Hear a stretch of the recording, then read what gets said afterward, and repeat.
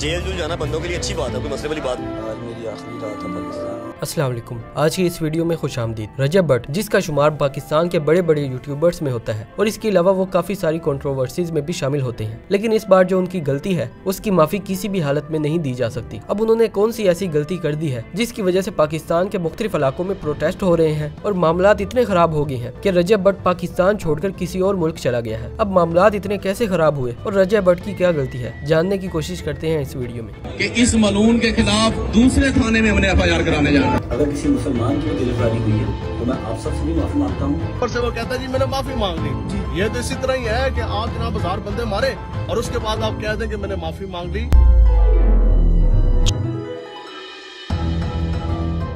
अब रजब भट्ट बहुत सी कंट्रोवर्सीज में शामिल होते हैं। अभी 1-1.5 महीना पहले ही रजब भट्ट और डक्की भाई ने मिलकर एक कोर्स लॉन्च किया था, जिसके बाद इनको काफी बुरा भला बोला गया। और इसके अलावा ये जो फैमिली व्लॉगिंग करते हैं इसको भी काफी सारे लोग क्रिटिसाइज करते रहते हैं, लेकिन ये फिर भी इससे बाज नहीं आते और ये जो करते हैं वो करते रहते हैं। लेकिन इस बार जो उनसे गलती हुई है वो बहुत बड़ी है और इसी वजह से इनके लिए इतना मसला बना हुआ है। अब ये जो मसला हुआ है ये अभी नहीं हुआ, ये बहुत पुराना चला आ रहा है, क्योंकि काफी देर पहले रजब भट्ट ने अपनी वीडियो में नमाज का मजाक उड़ाया था, जिसके बाद इन पर 295A का पर्चा हुआ। लेकिन इन्होंने उलमा के पास जाकर माफी मांगी और ये जो मामला था ये भी इधर उधर करवा लिया। अब मसले की बात ये है कि अगर आपको इतनी सारी अवाम देखती है तो आपको हर चीज का पहले से ही पता होना चाहिए, लेकिन रजब भट्ट ने उस टाइम कहा कि मुझे पता नहीं था और मेरे से गलती होगी जिसकी मैं माफी मांगता हूँ। खैर ये मामला तो हल हो गया, लेकिन अब दोबारा से ये बातें खुलना शुरू हो रही है। वो इस वजह से क्योंकि थोड़े दिन पहले ही रजब भट्ट के दोस्त मान डोगर ने क्रिश्चियन कम्युनिटी का मजाक उड़ाया था, क्योंकि क्रिश्चियन को लोग मसीह कहते हैं और यही पाकिस्तान का कानून कहता है कि उनको मसीह को, लेकिन मान डोगर ने उनको ईसाई कह दिया, जिससे क्रिश्चियन कम्युनिटी को बुरा लगा, जिसके बाद रजब भट्ट के खिलाफ 295C का भी पर्चा हो गया। लेकिन अवाम को संभालने के लिए उन्होंने क्रिश्चियन कम्युनिटी से माफी मांगी और जो रजब भट्ट के दोस्त हैं मान डोगर, जिन्होंने ये मजाक उड़ाया था, उन्होंने भी उनसे माफी मांगी और इस बार भी उन्होंने वही कहा कि हमें पता नहीं था और हमसे गलती होगी। अब सोचने की बात यह है कि आपको इतने सारे लोग देखते हैं और रजब भट्ट की अगर फॉलोइंग देखें तो तकरीबन 6 मिलियन उनके यूट्यूब पर सब्सक्राइबर हैं और काफी सारे बच्चे इनको फॉलो करते हैं। और इतनी बड़ी पर्सनैलिटी होने के बावजूद आप पहले किसी का मजाक उड़ाते हो, फिर उसके बाद माफी मांग लेते हो और कहते हो कि भाई आपको माफ कर दिया जाए। अब रजब भट्ट के इतने फॉलोअर हैं तो उसको सारी चीजें देखभाल कर करनी चाहिए, क्योंकि अगर आप फेमस होना चाहते हो तो फिर बाद में आपको फेम संभालना भी पड़ेगा। लेकिन ये डेली व्लॉगिंग के चक्कर में हर चीज दिखा रहे होते हैं, जिसकी वजह से इनके लिए भी बाद में मसला बनता है। अब खैर इन्होंने माफी मांगकर ये मामला भी हल करवा लिया। अब सोचने की बात ये है कि मामला तो सारे हल हो गए, क्योंकि इन्होंने जो नमाज का मजाक उड़ाया था उसकी भी माफी मांग ली और इसके अलावा जो क्रिश्चियन कम्युनिटी को हर्ट किया था उसकी भी माफी मांग ली। अब मसला यहाँ पे आता है क्योंकि रजब भट्ट ने बेवकूफी का मुजाहिरा करते हुए ये सोचा कि 295 का पर्चा मेरे पे है और 295 का पर्चा सिद्धू मूसेवाले पर भी था, जिसको मैं अपना उस्ताद मानता हूँ। और इसके अलावा 295 की कंट्रोवर्सी भी बनी हुई है, क्यों ना मैं इसके नाम से परफ्यूम लॉन्च करूँ। और यहीं पर ये सबसे बड़ी गलती कर बैठा, क्योंकि इसने 295 के नाम से परफ्यूम लॉन्च कर दिया, जिसके बाद वो अपने व्लॉग में उसको प्रमोट करता है और कहता है कि 295 का पर्चा मेरे पे भी है और मेरे उस्ताद पर भी, और इसी वजह से मैं 295 के नाम से परफ्यूम लॉन्च कर रहा हूँ। उस्ताद के सर पे भी थी 295, मेरे सर पे 2 है, 295A, 295C।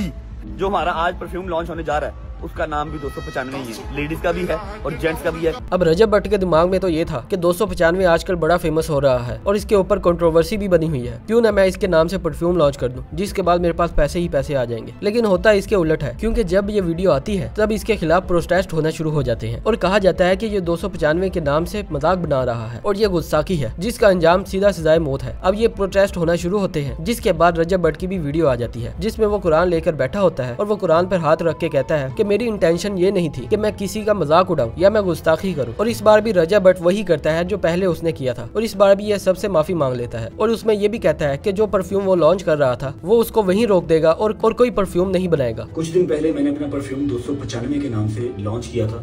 इसमें मेरा हरगिज मकसद कानून नमूसे रिसालत 295A, 295C को मैं बिल्कुल इंकारी नहीं हूँ। मेरा बिल्कुल मकसद ये नहीं था कि मैं 295A या 295C जिस रिसालत के तहत ये लगती है कि मैं उसका इंकारी हूँ, नहीं, ऐसा बिल्कुल हरगिज नहीं है। मेरे इन अल्फाज से अगर किसी मुसलमान की भी दिलजारी हुई है तो मैं आप सबसे भी माफी मांगता हूँ और अल्लाह अपने हबीब के सदके मेरी तौबा को कबूल फरमाए और मुझे माफ कर। लेकिन इस बार मामला ज्यादा खराब हो जाते हैं, क्योंकि बार बार इसके ऐसे कंट्रोवर्सी करने की वजह से लोग भी ये कहते हैं कि ये जब भी कोई गलती करता है तो ये आकर माफी मांग लेता है और कहता है कि भाई मुझे आजाद करो, अब मैं दोबारा जो मर्जी करता रहूं। लेकिन इस बार लोगों ने कहा है कि माफी मांगे या जो मर्जी करे, हम इसके खिलाफ FIR दर्ज करेंगे। और अब इस पर FIR दर्ज हो गई है और लोग तो इतना भड़के हुए थे कि हम इसको घर से निकालेंगे, घसीड़ेंगे। और पाकिस्तान का तो आपको पता ही है कि अगर कोई भी गुस्ताखी करे या कोई ऐसी हरकत करे तो उसका क्या अंजाम होता है। और से वो कहता है जी मैंने माफी मांग ली जी। ये तो इसी तरह ही है कि आप जनाब हजार बंदे मारे और उसके बाद आप कह दें कि मैंने माफी मांग ली। और इसी वजह से रजब भट्ट पाकिस्तान को छोड़कर किसी और मुल्क चला गया है। लेकिन मसले की बात यहाँ पर आती है कि एक तो रजब भट्ट के खिलाफ पर्चे हुए पड़े हैं और इसके अलावा वो अपने व्लॉग में उसकी वजाहत करता है कि अगर मेरे पर पर्चे हुए हैं तो क्या बात है, कोई मसला नहीं, पर्चे तो होते रहते हैं। अब मैं परफ्यूम भी उसी नाम पर लॉन्च करता हूँ और मेरे परफ्यूम का नाम है 295। जेल जूल जाना बंदों के लिए अच्छी बात है, कोई मसले वाली बात। और सबसे बड़ी गलती भी यही थी जिसकी रजब भट्ट ने वैसे माफी तो मांग ली है, लेकिन हर बार माफी मांग के आप ये नहीं सोच सकते कि आपको माफ कर दिया जाएगा और आप आजाद हो और दोबारा कोई गलती करो दोबारा से माफी मांग लेंगे,